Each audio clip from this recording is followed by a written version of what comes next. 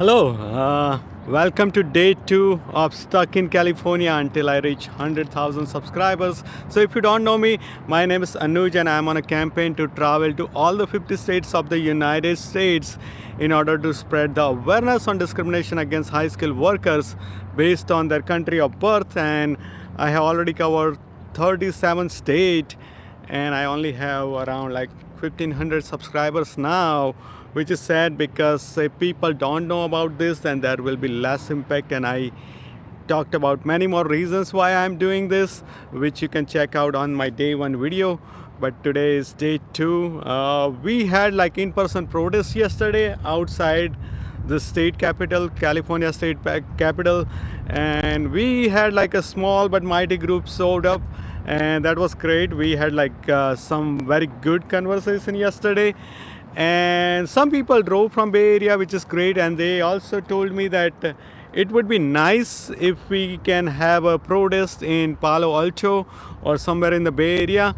So leave it in the comments if you would be able to join that in-person protest, or like if you think that that would be good to have. I'm coming to the Bay Area regardless because I'm stuck in California, so I'm gonna do multiple protests here every day. Not multiple every day, but I'm gonna do every day. So there will be like multiple protests in the California. So if you want me to do in your area, let me know in the comments. But anyways, today I am going to talk about HR 1535. And if you don't know about HR 1535, it's the bill which recaptures all the lost green cards and assigns them in the priority basis. So whoever's petitions got approved first, they are gonna receive it first. My main focus is to find a permanent solution, like remove this country cap. But this bill is already in the Congress and it has a good support. And I hope that this bill reaches to the House floor for voting. And recently I started a campaign to reach out to members of Congress, and some other people has also joined me in this advocacy to reach out to members of Congress. And one thing I found, which makes some member of the Congress hesitant on co-sponsoring the bill is they are saying that this bill recaptures all the green cards, all the lost green cards, and assigns them to the employment-based category. And they're thinking that the family-based should go back to family-based and employment-based should go back to employment-based, which I gave some thought and find some pretty strong reasons, around like 5 reasons why this bill should stay the way it is. And I could be wrong on any of this, so let me know if I'm wrong on any of this. This is not an immigration advice, this is just a conversation. I'm pretty sure that most of the facts I'm presenting here are right, but I could be wrong. So if I'm wrong, let me know. And if you haven't subscribed to this channel, let people know, ask them to subscribe. You can subscribe, and there are already million people in this backlog, right? And there are like many people who are on student visa, work visa. They will be joining this line soon, and there are many coming to the United States, right? So there is like huge number of people. I'm sure we can reach 100,000 very easily. So if there is any way you can spread awareness on this, please do it. Anyways, here are my reasons why HR 1535 should stay the way it is. And if you think about it, any policy US does, right, there are like kind of like, you can divide them into 2 categories. That one, which is US is great and developed nation, so they want to do good to other people, or they want to do good. And other thing, if you think about that's need of the United States, right? They are not doing mainly to do good to other countries or other people. This is something which needs to be done. So if you think about that, family-based immigration is kind of like United States doing good. It is good for United States as well in some ways, but mainly it is like doing good to other people. Like one of the values of the United States is that families should stay together, which is great. Versus, like, if you think about the employment based category, that category was mainly created because that is the need of the United States. It was not created to like do good to other countries. It wasn't like that, okay, we have like so many jobs here, but we still need to do good to other countries and prioritize other workers from other countries. So it wasn't like, it was created out of the need of the United States rather than to do good. And many times people talk about that our immigration system is broken, but even with the broken immigration system, if you think in the family based category, you will see that the first category, the immediate family members quota, there is no quota actually on that. That immediate relatives, like kids under 21 of the United States citizen, their spouse and their parents, right? That category doesn't have any quota at all. So, and that doesn't have country gap, that doesn't have quota. So whatever the family based backlog it is there right now, it's not made up of immediate family members. Versus if you think about employment based category, do you know that which category doesn't have any quota? There are none. There are none of the employment based category which doesn't have quota. Even the extraordinary ability green cards like EB1 also has quota and country gap. EB2 NIW, like national interest waiver, which is like when USCIS approves their petition, they agree that this person stays in the United States. It's actually good. It's in the benefit of the United States. Even that has quota, right?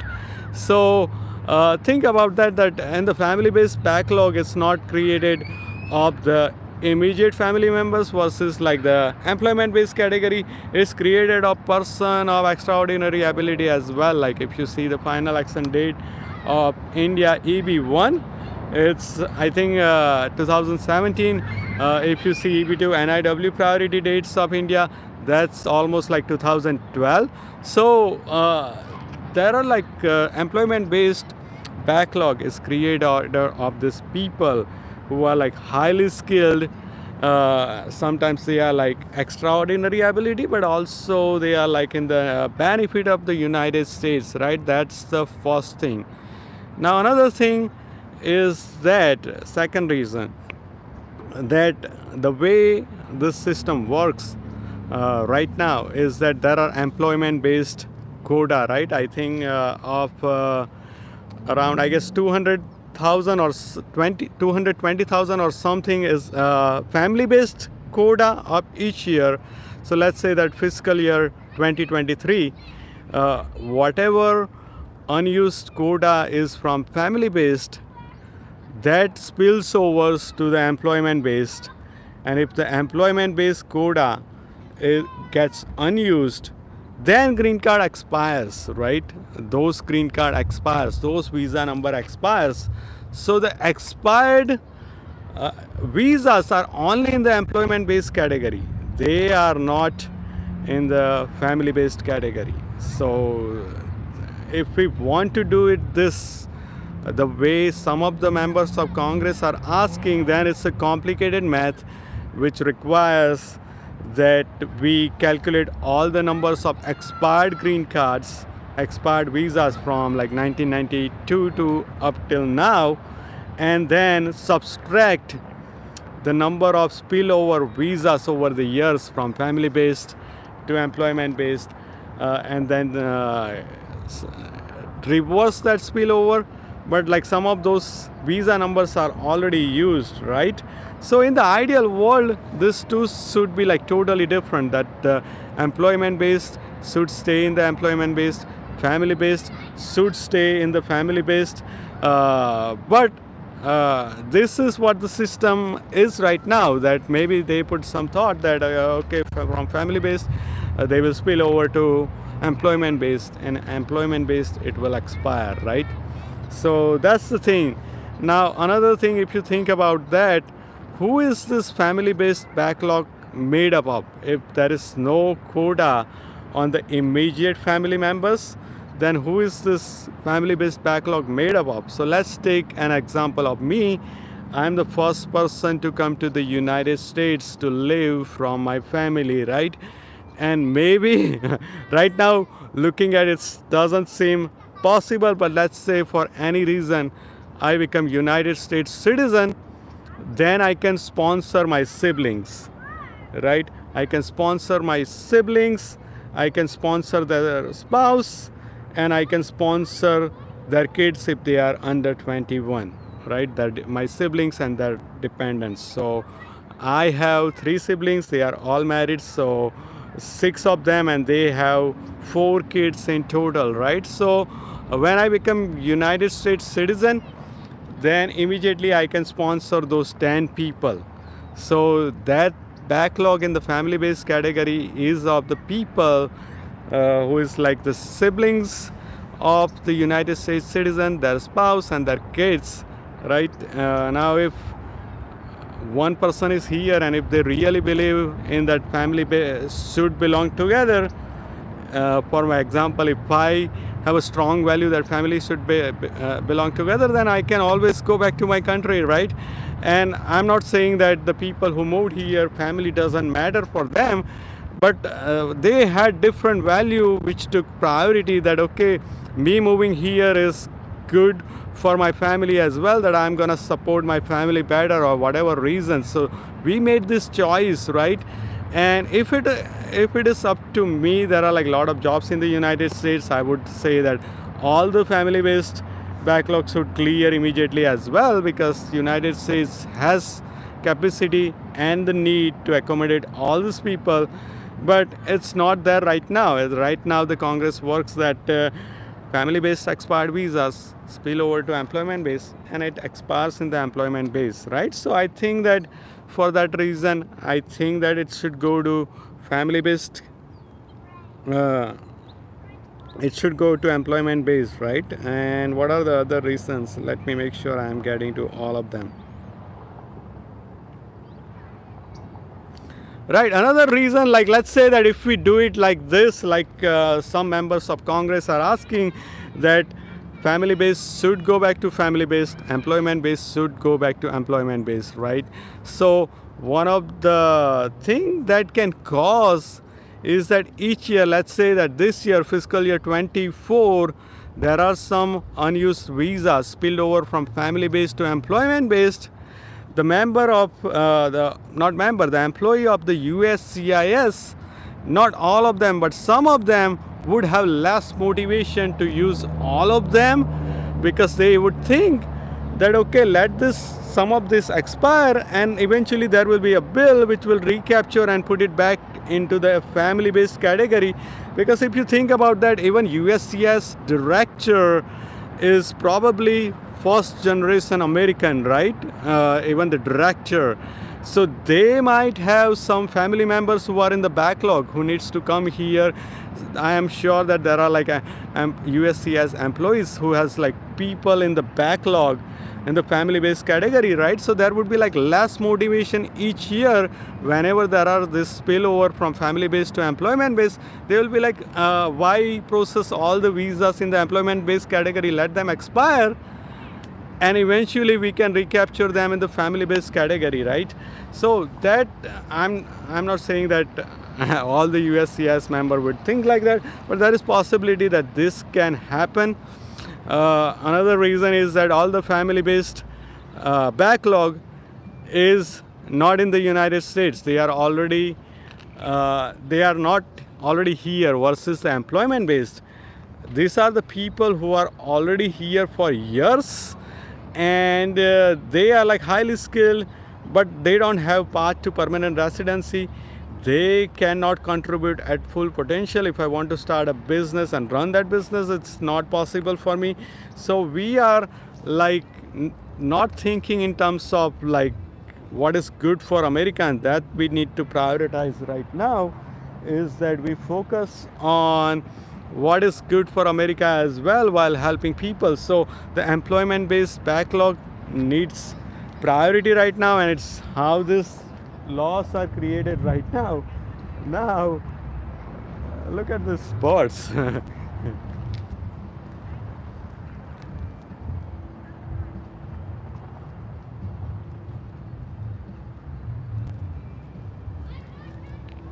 It looks like they are like California. Hold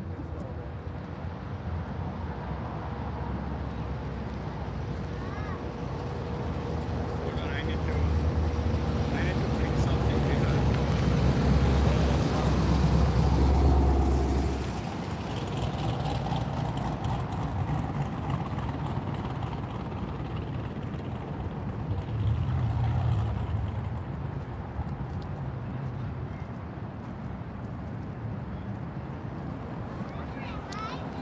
All right, anyways, what I was saying is that family based backlog is people who are not here. Now think about it, who are those people, right?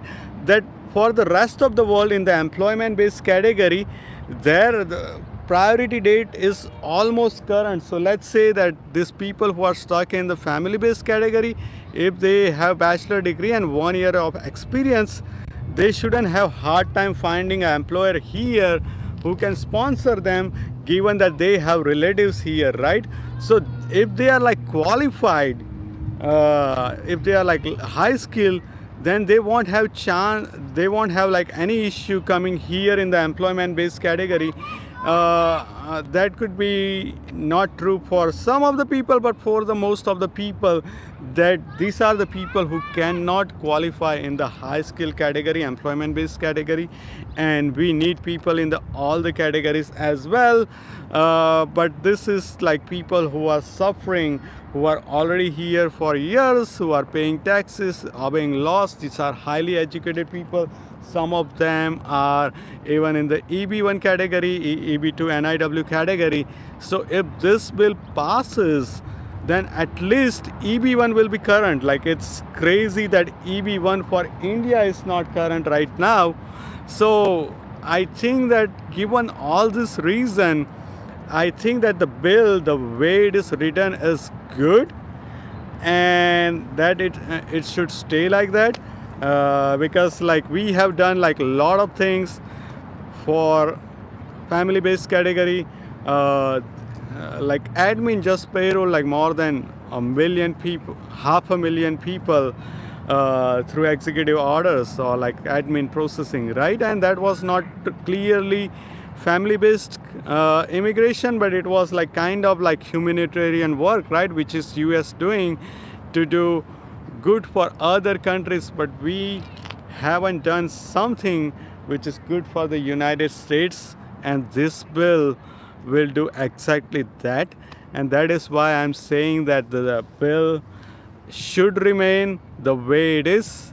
So yeah, let me know your thoughts. What you guys think that should, if anything I say, the fact wise is that let me know if I am wrong on anything, but let me know your thoughts as well. That does it need to be stay like that? Because I don't want to be totally unreasonable. I don't want to be selfish. If something is like right, then it needs to be done that way. So yeah, that's where we are in that process.